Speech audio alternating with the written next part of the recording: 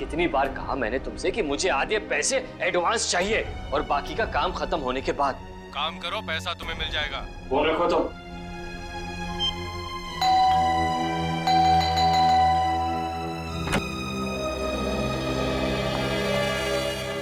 क्या बात है, इतनी घबराई भी क्यों?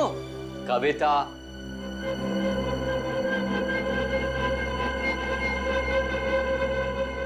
कविता, मैंने उसे वहां देखा था, नीचे नीचे खड़ा था वो। नीचे? कौन? सूरज। सूरज, तुमने अपनी दवाइयां ली? अमन, मैं बीमार नहीं हूँ। मैंने उसे नीचे देखा था।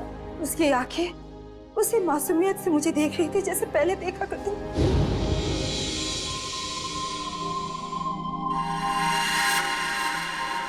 सूरज, सूरज तुम वापस आ गए। मैं जानती थी कि तुम आओगे। ये खून? सूरज, सूरज, सूरज! मैंने आवाज भी दी उसे। मेरे इन हाथों से उसे छूना चाहती थी, उसे आशीर्वाद देना चाहती थी, लेकिन जब तक मैं उसके पास पहुंची वो गायब हो गया। कविता, ये सब तुम्हारा वहम है। मैं जानती थी कि तुम यही कहोगे। मैं जानती थी आपको यकीन नहीं होगा। अरे आप ही क्या, कोई भी मेरा यकीन नहीं करेगा। लेकिन ये बात सिर्फ आज की नहीं है, पिछले कई दिनों से मैं देख रही हूँ। वहाँ देखिए, देखिए उस घर में। कविता, बस बस। अरे पिछले 1 साल से उस फ्लैट में कोई नहीं रहता है। ठीक है, आपको यकीन नहीं हो रहा है ना, तो आप 5 मिनट रुकिए। वो वहीं आएगा, उसी घर में जरूर आएगा, आपको जरूर दिखेगा वो। ओके, 5 मिनट ना? ठीक है, रुकते हैं 5 मिनट। देखो सूरज, कहाँ हो तुम?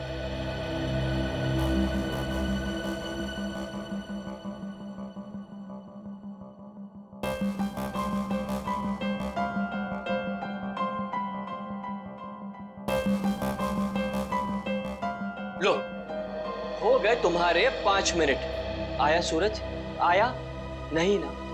प्लीज 5 मिनट और रुकिए, वो जरूर आएगा। बस कविता, बस। अरे अगले आधे घंटे भी यहाँ खड़ी रहोगी ना, तब भी वहां सूरज नहीं आएगा। तुम्हारे पास ये सब फजूल की बातों के लिए फुर्सत है, मेरे पास नहीं। Enough of this nonsense. रुकिए तो, वो आएगा, वो जरूर आएगा।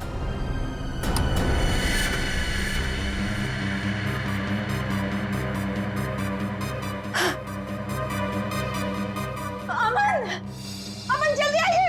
सूरज, वो देखिए सूरज।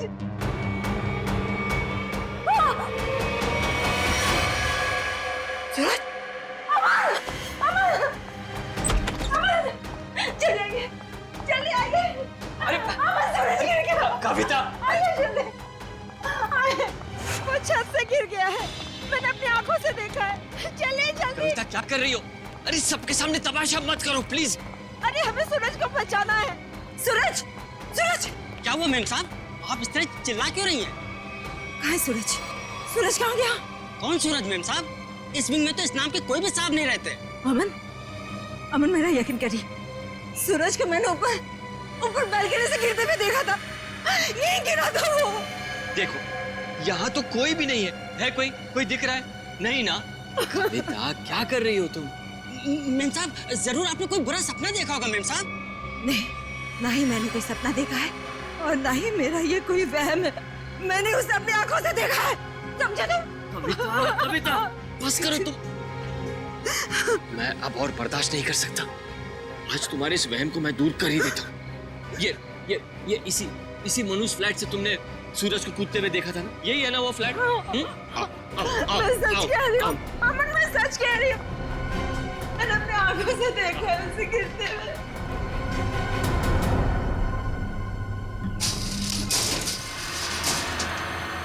ये लो, अपनी आंखों से देख लो, यहाँ ताला लगा हुआ है।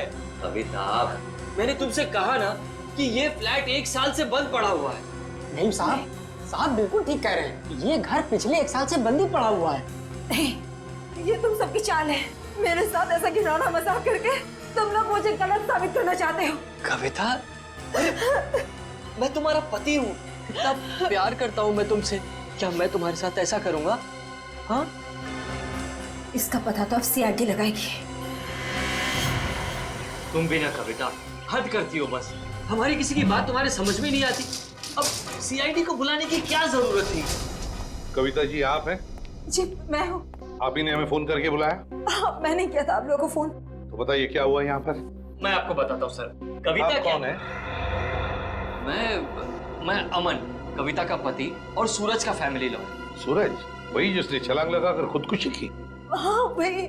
कविता जी मैं कह रहा हूँ आपसे, ये फ्लैट पिछले 1 साल से खुला नहीं है। हम आप सीआईडी का वक्त बर्बाद कर रही हैं। वैसे आप कौन है? मैं इस सोसाइटी का सेक्रेटरी। सोसाइटी के सेक्रेटरी है? तो फिर सेक्रेटरी साहब, अगर कविता जी ने किसी को छलांग लगाकर खुदकुशी करते हुए देखा है तो उसकी तहकीकात करना हमारा फर्ज है, समझे आप? आप हमारा वक्त बर्बाद करने की चिंता मत कीजिए। फ्लैट कहाँ है बताइए? जी ये चाबी है आपके पास? जी। तो खोलिए। कविता जी आप देख सकते हैं यहाँ सारा सामान ढका हुआ है। कोई यहाँ कैसे आएगा? यहाँ की साफ सफाई तक नहीं हुई है। सेक्रेटरी साहब, आप थोड़ी देर के लिए अपना मुंह बंद रखेंगे और सीआईडी को अपना काम करने दीजिए, ठीक है? जैसा आप ठीक समझे।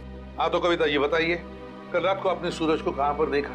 जी वहाँ उस बालकनी में। बालकनी?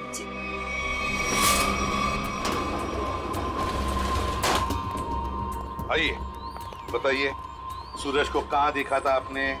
यहाँ खड़ा था। यहाँ पर? हाँ जी। और सर ये सब कल की बात नहीं, पिछले कई दिनों से मैं उसे यहीं देख रही हूँ। पर कविता जी ये हो कैसे सकता है? ये फ्लैट को बाहर से ताला लगा हुआ था और ये फ्लैट 6ठे माले पर है। भले ये फ्लैट 6ठे माले पर हो या 7वें माले पर, लेकिन यहाँ पर कोई तो आया था जरूर। कल रात को यहाँ पर कोई था, समझे? पर ये आप इतनी यकीन के साथ कैसे कह सकते हैं? ये मैं नहीं कह रहा हूँ, इस रेलिंग पर जो धूल जमी हुई है ना, ये हमें बता रही है। पर ये हो कैसे सकता है? कोई तो आया था यहाँ पे बालकनी में। ये बालकनी की रेलिंग पे ये मिट्टी देख रहे हो? यहाँ पे मिट्टी साफ है। ऐसा लगता है कोई यहाँ पे था जिसने इस रेलिंग के साथ छेड़छाड़ की। अब आप लोगों को मेरी बात पर यकीन हुआ ना सर? देखा अमन, मैं सच कह रही थी। एक मिनट। अगर किसी ने यहाँ से खुदकुशी की होती तो उसकी लाश कहाँ है? और इतने ऊपर से कूदने के बाद जमीन पर गिरते ही उसका सर फटा होगा, खून निकला होगा। जमीन पर ना उसकी लाश मिली, ना जमीन से खून के निशान। और तो और वॉचमैन तो कुछ देखता। अब हम देख लेंगे और पता भी लगा लेंगे। देख, नीचे चलते हैं।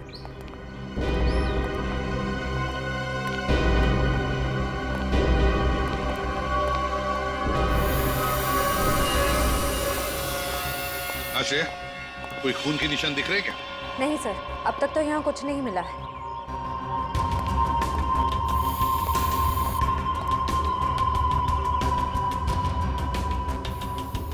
वॉचमैन, कल रात ड्यूटी पर थे ना तुम? साहब मैं ही था। तो फिर तुमने देखा कैसे नहीं किसी को ऊपर से गिरते हुए? साहब रात में मैं ही यहाँ पे बैठा हुआ था। ये मेम साहब अचानक यहाँ आई और बोलने लगी कि सूरज ऊपर से कूद गया। अच्छा एक बात बताओ, कल कोई अनजान आदमी आया था कल रात को यहाँ इस विंग में? नहीं साहब, इस विंग में जो लोग रहते हैं वही लोग आए थे साहब।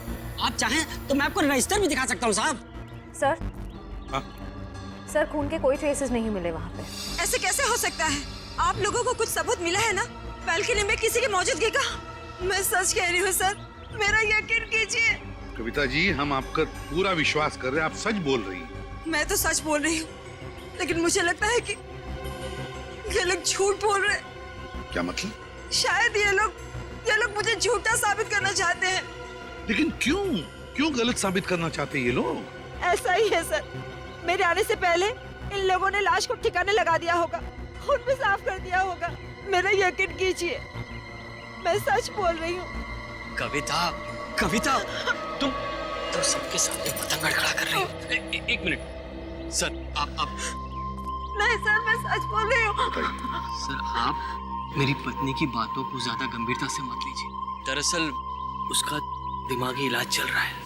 दिमागी इलाज चल रहा है? क्यों, किस लिए? उसे हेलुसिनेशंस होते हैं सर। उसे ऐसे लगता है जैसे सब लोग उसके खिलाफ हैं। और जिस सूरज की वो बात कर रही है ना, उसकी तो 1 साल पहले मौत हो चुकी है। सूरज की मौत 1 साल पहले हुई थी? जी। अच्छा, और फिर भी इस बात का तो नजरअंदाज नहीं कर सकते ना कि आपकी पत्नी कविता ने किसी को ऊपर से छलांग लगाकर खुदकुशी करते हुए देखा है। एक बात बताइए, सूरज की मौत हुई कैसे थी? सर, सूरज ने फ्लैट से कूदकर आत्महत्या कर ली थी। वैसे आप कौन है? मैं सूरज का चचेरा भाई प्रतीक और ये मेरी पत्नी नताशा। एक बात बताइए, सूरज ने आत्महत्या क्यों की? सर सूरज को अपने पिता से बहुत लगाव था और उनकी मौत के बाद उसके पास जिंदा रहने का कोई मकसद ही नहीं बचा था। कविता जी, एक बात बताइए, क्या आपने 1 साल पहले सूरज को कूदते हुए देखा था अपने घर से? तभी मैं इस शहर में नहीं थी सर। मेरे वापस आने के बाद मुझे बताया गया था, लेकिन मुझे यकीन ही नहीं हुआ। माँ बाप की मौत हर बच्चों के लिए बहुत बड़ा सदमा होती है, लेकिन इसका मतलब ये नहीं है कि आप अपनी जिंदगी का अंत ही कर दो। सर, मैं पूरे यकीन के साथ कह सकती हूँ कि सूरज जिंदा था। पिछले कई दिनों से मैं उसे देख रही थी। कविता, सर आप यकीन कीजिए सर। बस करो, तुम्हारी तबीयत ठीक नहीं है। हाँ, चलो घर चलो, तुम्हारे आराम का वक्त हो गया। अमर, मैं सच क्या है? एक्सक्यूज मी सर, सर, चलो चलो चलो चलो मेरे साथ, चलो। अमर, मैं सच बोल रही हूँ। सर कविता आंटी को सूरज की मौत का बहुत गहरा सदमा लगा है, इसलिए उसके कूदने का दृश्य उनकी आंखों के सामने बार बार आता रहता है। सर, कविता आंटी की अपनी कोई संतान थी नहीं और वो सूरज को अपने बेटे समान मानती थी। सूरज को हॉस्पिटल कौन ले गया था? मैं, नताशा और अमन अंकल, हम तीनों मिलकर लेकर गए। सर मैं भी था। हाँ, शेखर, सूरज के पिता का बचपन का दोस्त। कौन से हॉस्पिटल ले गए थे सूरज को? Sir, city hospital. City hospital. देख,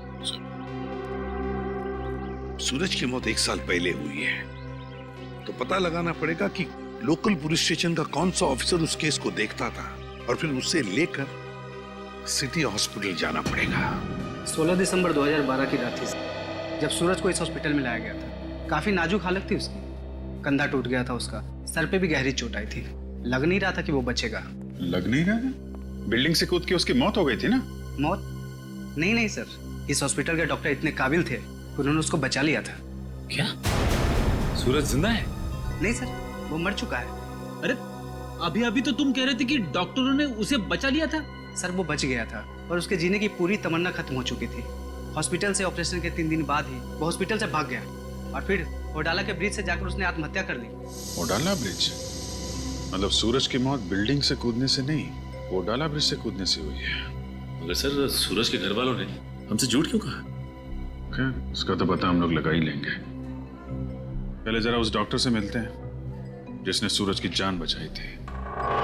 सूरज का ऑपरेशन डॉक्टर रेणुका ने ही किया था। डॉक्टर रेणुका? जरा बुलाइए उन्हें। पर अब डॉक्टर रेणुका इस हॉस्पिटल में काम नहीं करती हैं। काम नहीं करती? क्या मतलब?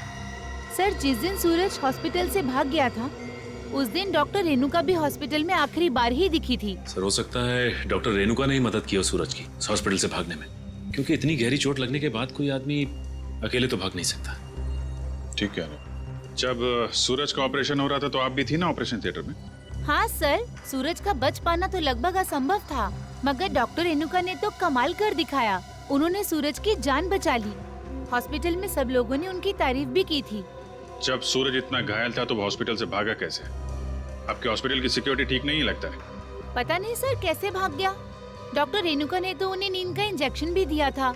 लगभग 3 घंटे तक तो उन्हें होश ही नहीं आना चाहिए था। ठीक है, आप जरा हमें रेणुका जी के सारे डिटेल्स दीजिए, सारे रिकॉर्ड्स। ओके ओके सर, मैं अभी लेकर आती हूँ। रेडी?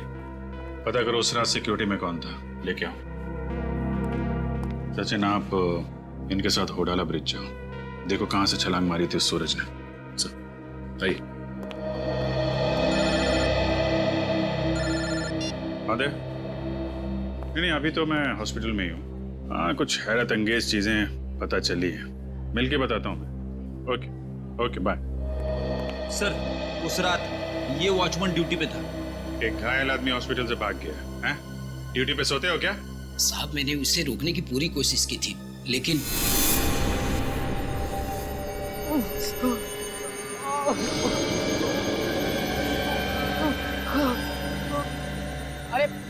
अरे साहब, आप कहाँ जा रहे हैं? अपने काम से काम रख। ऐसे मैं आपको नहीं जाने दे सकता साहब। मेरे बीच में हट जा वरना तेरी जान ले लूंगा। और साहब ये कहाँ से उठाया आपने? नहीं मैं आपको नहीं जाने दे सकता। ये देखिए साहब, उस चोट का निशान आज तक है। सूरज ने होडाला ब्रिज से कूद के आत्महत्या की और ये बात उसके घर वालों ने हमसे छुपाई है। कोई तो ऐसा राज है जिस पर वो लोग पर्दा डालने की कोशिश कर रहे हैं। क्या? सूरज की मौत बिल्डिंग से कूदने से नहीं बल्कि होराला ब्रिज से छलांग लगाने से हुई थी। और इतनी बड़ी बात तुम लोगों ने मुझसे क्यों छुपाई? सिर्फ आप ही से नहीं कविता जी, इतनी बड़ी बात सीआईडी से भी छुपाई गई है। कानून से कोई बात तब छुपाई जाती है जब जुर्म के ऊपर पर्दा डालने की कोशिश की जा रही हो। हाँ? वो ये बात हमने कविता से इसलिए छुपाई थी, हम नहीं चाहते थे कि कविता सूरज के वापस लौटने की झूठी उम्मीद में जिए। जी हाँ सर, मौत बिल्डिंग से कूदकर हुई हो या फिर होडाला ब्रिज से छलांग लगाकर, सच तो ये है कि सूरज अब कभी भी लौटकर वापस हमारी जिंदगी में नहीं है। माना सूरज ने होडाला ब्रिज से नीचे छलांग लगाई, मगर किसी को उसकी लाश मिली? तो आप लोग इतने यकीन के साथ कैसे कह सकते हैं कि सूरज मर चुका है?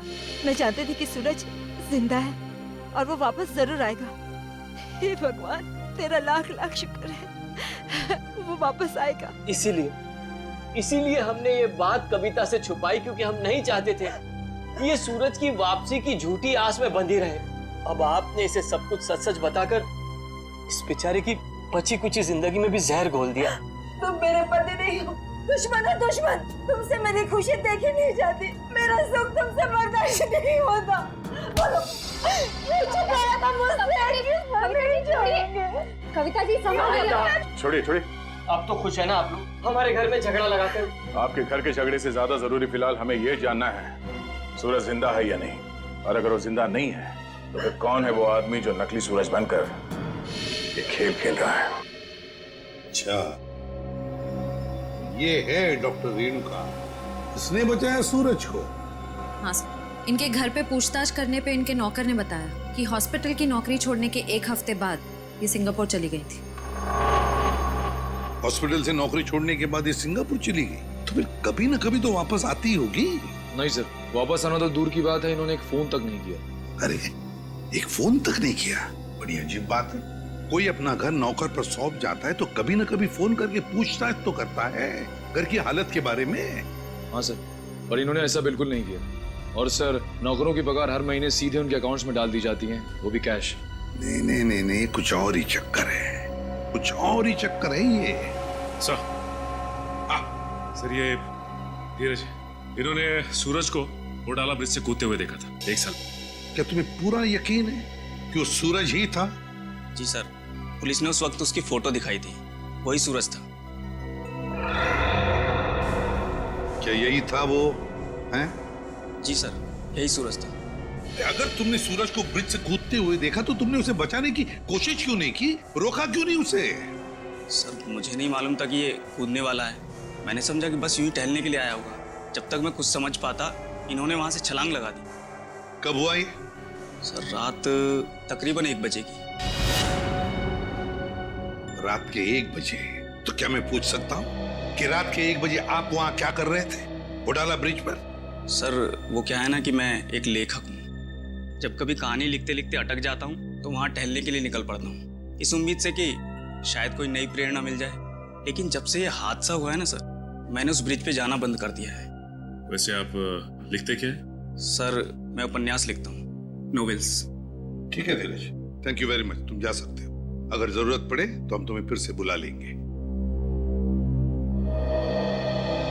सर, ये होडाला ब्रिज के नीचे के पानी का बहाव बहुत तेज है सर। अगर कोई भी आदमी ऊपर से नीचे गिरता है तो उसका बचना अब नामुमकिन है सर। और तो और सर, पुलिस वालों ने उस जगह की अच्छी तरीके से छानबीन करवाई थी गोताखोरों से, लेकिन सूरज की लाश नहीं मिली थी सर।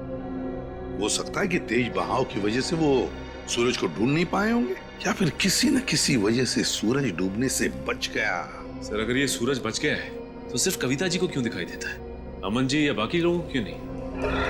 वही तो, अगर ये बच गए तो सिर्फ कविता को ही कैसे दिखता है, और किसी को क्यों नहीं दिखता?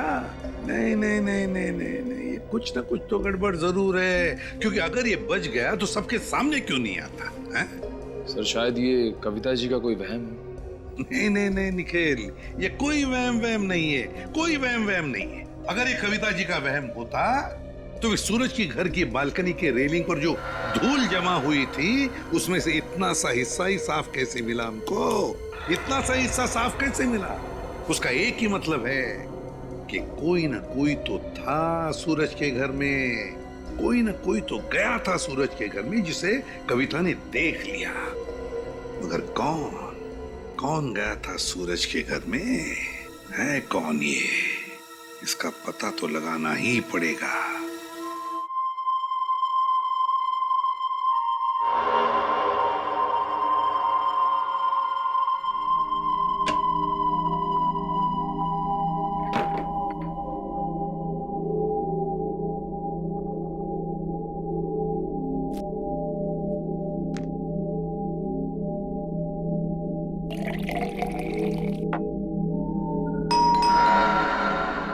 इस वक्त कौन हो सकता है?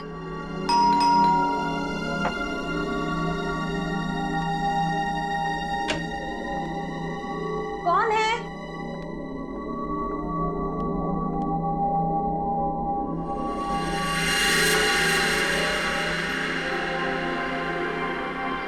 सूरज, सूरज, आज सबके मुंह पे ताला लग जाए।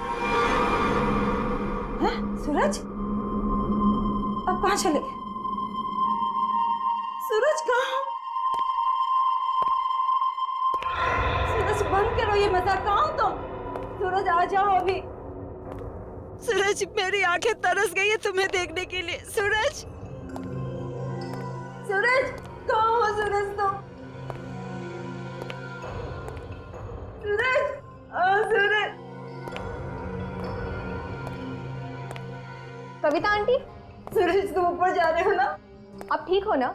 मुझे तुम्हारे कदमों की आवाज आ रही है। सूरज रुक जाओ। आप ऊपर क्यों जा रही हो? सूरज रुक जाओ, रुक जाओ सूरज। कविता आंटी, इस वक्त आप छत पर क्यों जा रही है? सूरज, सुना ही नहीं होगा। सूरज, सूरज मैं जानती हूँ कि तुम छत पर आके छिपे हो। देखो, अब अच्छे बच्चे की तरह वापस आ जाओ। अब मेरे सब्र का और इम्तिहान मत लो सूरज। कहाँ हो तुम? अब अगर तुम 5 गिनने तक बाहर नहीं आए ना, मैं तुमसे कभी बात नहीं करूंगी। 1, 2, 3, 4।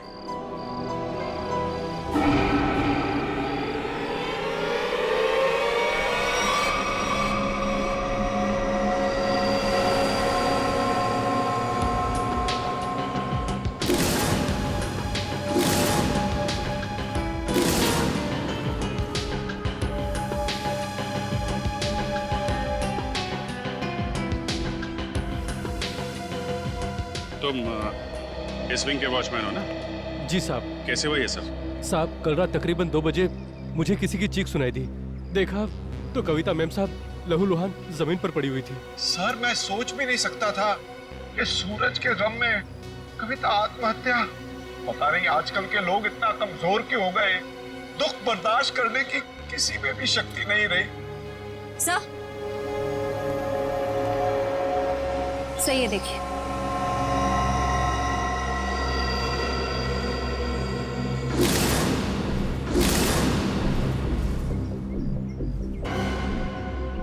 ये बात है। शेखर जी, कविता ने आत्महत्या नहीं की है। क्या बोल रहे हैं आप? इनके हाथों में बहुत सारी खरोंचे हैं, चूड़ियां टूटी हुई हैं। ऐसा लगता है कि उसकी किसी से हाथापाई हुई है। शायद खूनी ने छत पे से धक्का दिया इनको। ऐसे ये बताइए कि आप में से किसी ने भी कविता जी को छत पे जाते देखा क्या? हाँ सर, मैंने देखा था। वो ऊपर जा रही थी सीढ़ियों से। मैंने उन्हें आवाज भी दी थी, पर उन्होंने सुना नहीं। कविता जी अकेले छत पे जा रही थी या उनके साथ में कोई और भी था? वो अकेली ही थी सर, और वो बार बार सूरज का नाम ले रही थी सर। मतलब सर, ये सूरज भी छत पे ही था? हो सकता है, या फिर वो आदमी जो सूरज बनने का नाटक कर रहा है। ये अमन जी नहीं दिखाई दे रहे? कहाँ है वो? पता नहीं जी, सुबह से उसका नंबर ट्राई कर रहा हूँ लेकिन फोन ऑफ है। सर, वो घर पे भी नहीं है। शायद ऑफिस में हो। ऑफिस के नंबर पे डायल करके देख, कहाँ है वो? कल रात कोई अनजान आदमी आया था यहाँ पे? नहीं साहब, मैंने किसी को नहीं देखा। सो रहे थे क्या? नहीं साहब, मैं सच कह रहा हूँ। मैं कल रात जाग रहा था और मैंने किसी को नहीं देखा इस विंग में जाते हुए। अगर जाग रहे थे तो किसी और को कविता के साथ छत पे जाते हुए क्यों नहीं देखा तुमने? मुझे तो ये भी नहीं पता साहब कि कविता मैम छत पे कैसे चली गई। छत का दरवाजा हमेशा बंद रहता है। चाबी किसके पास रहती है? चाबी मेरे पास रहती है साहब। लाओ चाबी लो। सर, ये देखिए, चाबी में चिकनाहट है। चिकना तो है। साबुन। लगता है किसी ने साबुन पे चाबी का निशान लिया है और डुप्लीकेट चाबी बनाई है। नहीं साहब, मैंने किसी को चाबी नहीं दी थी साहब। तुमने कुछ नहीं किया, लेकिन लापरवाही तो की है ना तुमने। केबिन में तुमने चाबी लावारिस छोड़ दी होगी और इस बात का फायदा उठाकर किसी ने डुप्लीकेट चाबी बनवा ली। खूनी जो कोई भी है, छत पे जरूर कोई निशान छोड़ा होगा उसने। बॉडी को पोस्टमार्टम के लिए भिजवा दो।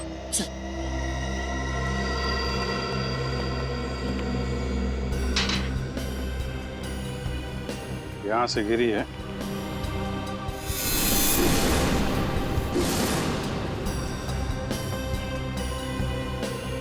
चूड़ी, इसका मतलब यहीं से खूनी ने कविता जी को नीचे फेंका है। यहीं पे हाथापाई हुई होगी और खूनी ने कविता को यहां से फेंक दिया है। ये देखिए जूते के निशान, जरा नाप के देखो। इसका मतलब खूनी 10 या 11 नंबर के जूते पहनता होगा। लेकिन सर, ये भी तो हो सकता है कि ये जूता खूनी का ना हो और किसी ऐसे आदमी का हो जो इस बिल्डिंग में रह रहा हो। सचिन वॉचमैन बता रहा था ना, दरवाजे पे ताला लगा रहता है और उस चाबी पे भी साबुन लगा हुआ है। इसका मतलब खूनी ने डुप्लीकेट चाबी बनाई है। ये निशान खूनी का ही होगा।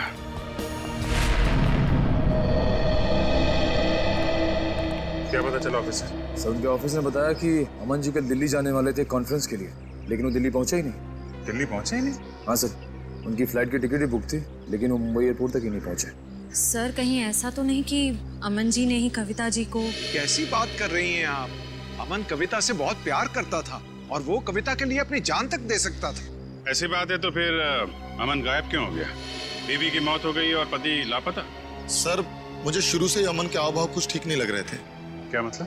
सर, अमन जी शुरू से ही हमारे परिवार के वकील रह चुके हैं। सूरज के माता पिता की मौत के बाद उन्होंने कभी किसी को बताया ही नहीं कि जायदाद का बंटवारा कैसे होगा। सर, मुझे लगता है अमन के दिल में खोट है। वो खुद ही सारी जायदाद हड़पना चाहता है। और हो सकता है कविता आंटी को सूरज बन के डराने के खेल में उन्हीं का हाथ हो। खैर, अमन इसमें शामिल है कि नहीं ये तो हम लोग पता लगा ही लेंगे, लेकिन ये बात तय है कि ये सारा खेल जायदाद की वजह से ही रचा जा रहा है। सूरज अगर बिल्डिंग में आया था तो आसपास जरूर किसी ने देखा होगा।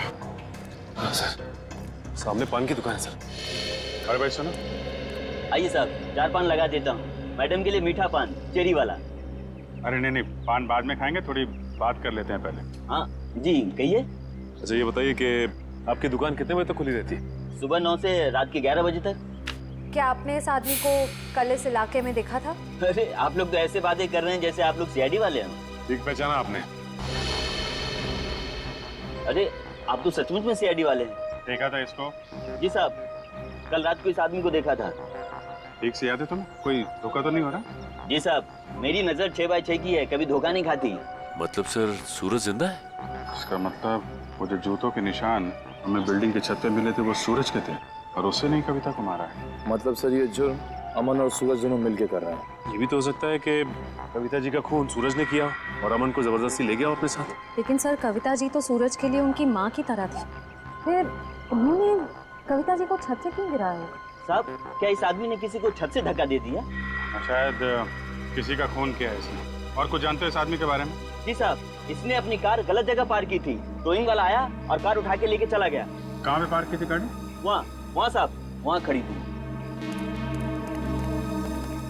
XYZ 040925। पता लगा किसके नाम पे रजिस्टर्ड है ये कार? अच्छा, वो सर, इस सूरज का ठिकाना मिल गया, वरना ये आदमी तो अपनी टो हुई गाड़ी लेने भी नहीं आया। और आता भी कैसे? चोरी की गाड़ी जो थी, एक एक कदम फूक फूक के रख रहा है ये सूरज। हाँ सर, और छुपने के लिए भी उसने एक ऐसा ठिकाना चुना जो एक एनआरआई का। हाँ, एक एनआरआई का, एक ऐसा आदमी जो महीनों तक अपनी घर की हालत देखने के लिए आता तक नहीं। यहाँ पे ताला लगा हुआ है। बोल दो।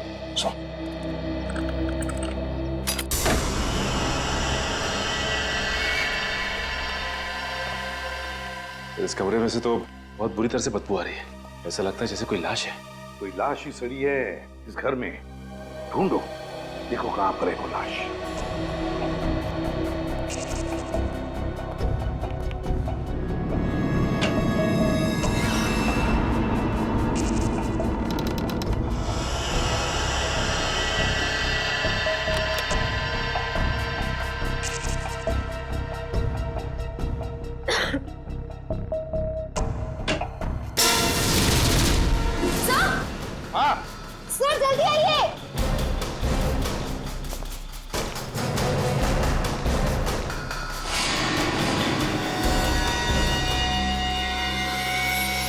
अरे ये तो रेणुका है, यही है ना वो डॉक्टर जिसने सूरज पर इलाज किया था?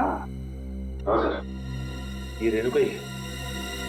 लेकिन सर इसके नौकर ने तो बताया था कि रेणुका सिंगापुर गई। जरूर रेणुका ने झूठ कहा था अपने नौकर को कि वो सिंगापुर जा रही है। सर ये देखिए, गले पे निशान। ऐसा लगता है किसी तार से गला घोंट के मारा गया है।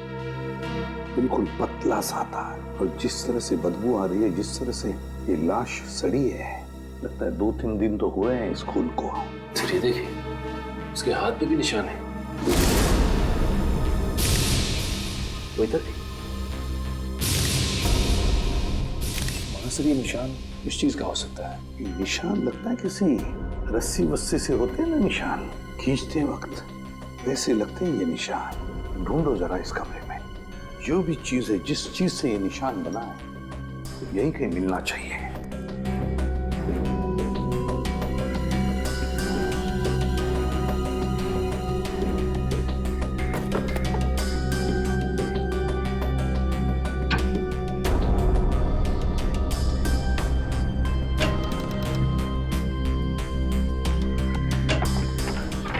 माय गॉड, सचिन ये देखो क्या है यहाँ पर कबर्ड में।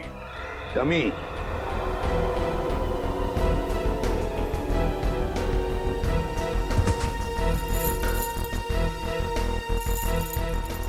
कैरबिनेर और रस्सी भी। सचिन, लगता है रेणुका के हाथ पर जो निशान है ना, शायद इस रस्सी की वजह से ही है, खींचते हुए। ये देखो ऐसे। हाँ सर, लेकिन सर ये सारी की सारी चीजें इस घर में क्या कर रही हैं? क्योंकि ये सब चीजें तो शूटिंग में इस्तेमाल की जाती है, हार्नेस बांधने के लिए। याद है सचिन, सूरज के घर की बालकनी की रेलिंग पर बहुत सारी धूल जमी हुई थी, लेकिन एक जगह पर इतना सा हिस्सा साफ था। जरूर इस रस्सी की वजह से ही होगी वो जगह साफ। मतलब सर ये सूरज का बालकनी से कूदना कविता जी का वहम नहीं था, बल्कि रेणुका और सूरज दोनों की मिलीजुली साजिश थी। बिल्कुल सचिन, ऐसा ही होगा। हुआ ये कि सूरज जब अपने घर में आया तो कविता ने उसे सामने से देख लिया। फिर सूरज और रेणुका ने मिलकर इस डमी को अपनी बालकनी से नीचे फेंक दिया। तब कविता को शायद ऐसे लगा कि सूरज अपनी बालकनी से कूद पड़ा, तो वो अपने पति के साथ नीचे दौड़ कर आई, और यहाँ सूरज और रेणुका इस डमी को ऊपर खींचने लगी इस रस्सी से, और इसीलिए खींचने की कोशिश में रस्सी के जख्म के निशान रेणुका के दोनों हाथों पर आ गए। मगर सर ये सारा का सारा प्लान रेणुका और सूरज का था। एक बात समझ में नहीं आई, ऐसी क्या मजबूरी आई सूरज के सामने कि उसे रेणुका को मारना पड़ा? शायद रेणुका सूरज को ब्लैकमेल कर रही थी। Double game. काम करो, इस रेणुका के सारे फोन रिकॉर्ड्स चेक करो, सारे फोन रिकॉर्ड्स, और साथ में ये भी पता लगाओ कि ये डमी, ये कैरबिनेर और ये रस्सी कहां से खरीदे गए थे। पता चलेगा इस पूरे प्लान के पीछे किसका हाथ है, किसका दिमाग है। सर, हाँ सर आपने ठीक कहा था सर, वाकई में रेणुका के कॉल रिकॉर्ड से दूध का दूध और पानी का पानी हो गया सर। क्या पता चला फोन रिकॉर्ड से? ये देखिए सर, पिछले 1 साल में रेणुका को सबसे ज्यादा कॉल इस नंबर से आया सर, और ये नंबर अमन जी का है। हाँ, सबसे ज्यादा फोन अमन से आए हैं। तो क्या अमन हमसे झूठ बोल रहा है? कहीं अमन भी तो मिला नहीं इसमें? हो सकता है सर, हो सकता है कि अपनी बीवी की मानसिक स्थिति का फायदा उठाया उसने, और ये सारा ड्रामा रचा सूरज का, ताकि वो अकेले उसकी प्रॉपर्टी का हकदार बन जाए। सर एक बात मेरी समझ में नहीं आ रही है, वो सूरज जिसे उस पान वाले ने देखा था, वो असली सूरज था या नकली? वो असली भी हो सकता है श्रेया। भले ही सूरज ने होडाला ब्रिज से छलांग लगाई, मगर उसकी लाश कहाँ मिली है किसी को? अब तक किसी को भी उसकी लाश नहीं मिली है। लेकिन सर सूरज को तो काफी लगाव था कविता जी से, तो वो ऐसी हरकत क्यों करेगा? कहीं ऐसा तो नहीं कि ये सूरज नकली है? आद्या, क्या? Great work Sachin. पता चल गया उस दुकान का जहां से वो डमी खरीदा गया था। अब पता चलेगा कि असली सूरज कौन था और नकली सूरज कौन। सर हीरोइन की वीक्स तो मैं आपको 20 तरह की भिजवा सकता हूँ सर। आप सुनिए तो सर, पर आपकी एक्ट्रेस इतनी सनकी है, उसे एक भी वीक पसंद नहीं आता सर। हाँ ठीक है, भिजवा तो दूंगा, पर हाँ हर वीक का 1500 रुपया लगेगा डिपॉजिट के तौर पर। मंजूर है? Okay sir. क्या भाई साहब, मेरे लायक भी कोई विग है क्या? क्यों नहीं सर, एक मिनट। हाँ सर, आपकी पर्सनैलिटी को देख के ये विग जचेगा सर। नहीं, मेरे हिसाब से इनके ऊपर ये विग सूट करेगी, और मेरे ऊपर ये वाली, और फ्रेडी तुम्हारे ऊपर ये थोड़े लंबे बाल चाहिए ना, इनके ऊपर ये वाला जचेगा। सर ये कैसा मजाक है? मजाक नहीं, हम लोग सीआईडी से हैं। सीआईडी? जी हाँ। कौन आया था इनमें से आपके पास? नहीं सर, कोई नहीं आया था सर। ध्यान से देखो, हो सकता है इनमें से कोई आदमी ये डमी लेने आया हो। हाँ सर, ये डमी तो वो आदमी किराए पर लेकर गया था सर, और वापस आ ही नहीं सर। कौन था वो आदमी? सर एक मिनट, मैं देख के बताता हूँ। मिल गया, धीरज नाम था उसका सर। सर उस आदमी का नाम भी तो धीरज था ना, जिसने सूरज को ब्रिज से कूदते हुए देखा था। अच्छा भाई साहब, ये उस आदमी के चेहरे पे कोई कटा हुआ निशान था क्या? हाँ सर, ऐसा ही कटा हुआ निशान था सर। तो ये धीरज भी शामिल है इस षड्यंत्र में, अमन और रेणुका के साथ। रेडी, पता लगाओ इस धीरज का मोबाइल इस वक्त कहाँ पे है। अरे वो पिक्चर देखी है मैंने यार, बहुत घटिया है। अरे क्या बात कर रहा है यार, वो पिक्चर इतनी घटिया कैसे हो सकती है? भाई उसका डायरेक्टर जाना माना है, और गाने जबरदस्त, एकदम जबरदस्त हैं। कानून के गाने भी बहुत जबरदस्त होते हैं। कानून के गाने? आप लोग अरे अभी गाना शुरू नहीं किया, कहाँ जा रहे हो? अरे सुनो तो। अरे अब सीधे सीधे बता ना। बताता।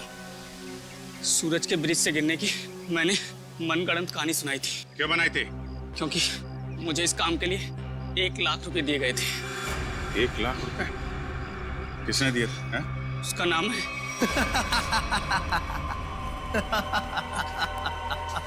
क्यों किया तुमने कविता के साथ ये सब? और मुझे यहाँ इस तरह बांध कर तुम्हें क्या मिलेगा? सुकून, ढेर सारा सुकून। ठीक उसी तरह जिस तरह मौत की दुनिया से निकलकर जिंदा लोगों की दुनिया में आकर मिलता है, वो सुकून। बकवास बंद करो। ना तुम कभी मरे थे और ना ही तुम सूरज हो।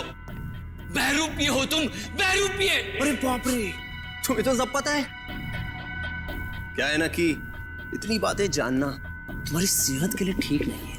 तो मैं सोच रहा हूं कि तुम्हारी सारी तकलीफें मैं दूर कर ही देता हूं। ये क्या कर रहे हो तुम? सेहत के लिए ठीक नहीं है। तो मैं सोच रहा हूं कि तुम्हारी सारी तकलीफें मैं दूर कर ही देता हूं। ये क्या कर रहे हो तुम? रुक जाओ जतिन। इसकी टिकट काटने से पहले इसे देख लेने दो कि ये सारा खेल किसका रचा हुआ है। तुम? हाँ मैं कभी सोच भी नहीं सकता था कि इस सब के पीछे तुम हो। तुम्हारे सोचने की शक्ति वैसे भी कभी कुछ खास रही नहीं, और अब अपने जीवन के आखिरी पलों में अपने दिमाग पर जोर डालना बंद करो। हम ही सब कुछ आपको बता देते हैं। क्यों जतिन? क्या है ना कि तुम्हारे मरने के बाद मैं कोर्ट जाऊंगा, सूरज बनकर सरकारी कागजों पर दस्तखत करूंगा। फिर क्या है, सारी जायदाद हमारी। क्यों बॉस? अरे तुम लोगों को प्रॉपर्टी चाहिए थी तो मुझसे पहले ही कह देते। कविता की जान लेने की क्या जरूरत थी? बहुत अफसोस है कविता की मौत का। जतिन चलो अब देर मत करो, इसे भी भेज दो कविता के पास, भेज दो। Yes boss.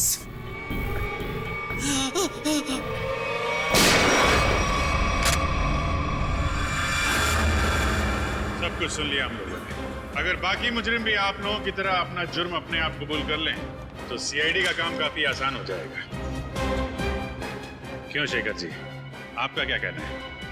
अरे रे रे रे रे, इतने भयानक मुजरिम को इतने आसानी से नहीं भागने देंगे हम लोग। क्यों किया ये सब? सूरज को उसके पिता से बहुत लगाव था, और उसकी मौत के बाद उसके जीवन में कोई रुचि नहीं रह गई थी।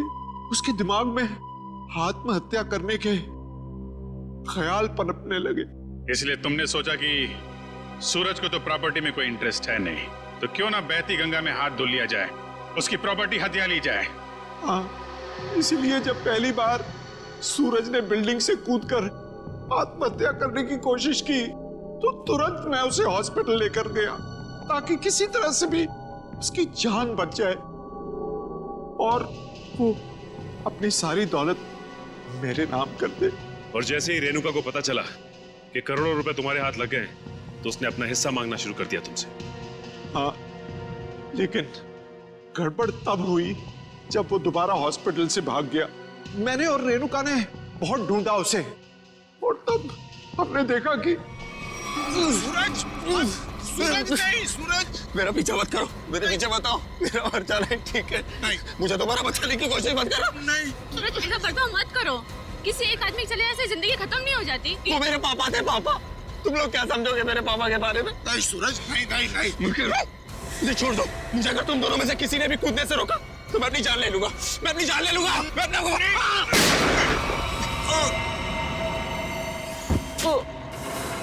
क्या सूरज को तुमने मार डाला? जानबूझकर नहीं मारा, गलती से गोली चल गई थी और फिर उसकी लाश को हमने नीमवाड़ी के जंगल में दफना दी। और फिर धीरज को तुमने अपना झूठा गवाह बना लिया ताकि कानून को गुमराह कर सको। हाँ, और जब हमें जतिन मिला जो सूरज का हम शक्ल था तो मुझे ऐसा लगा कि शायद कुदरत यही चाहती है कि मैं करोड़ों का मालिक बनूं, वरना ऐसा संयोग क्यों होता? कुछ संयोग इसलिए होते हैं कि ताकि अपराधियों को उनके किए हुए की सजा मिल सके। तुम दोनों फांसी की तैयारी करो, फांसी होगी तुमको, फांसी।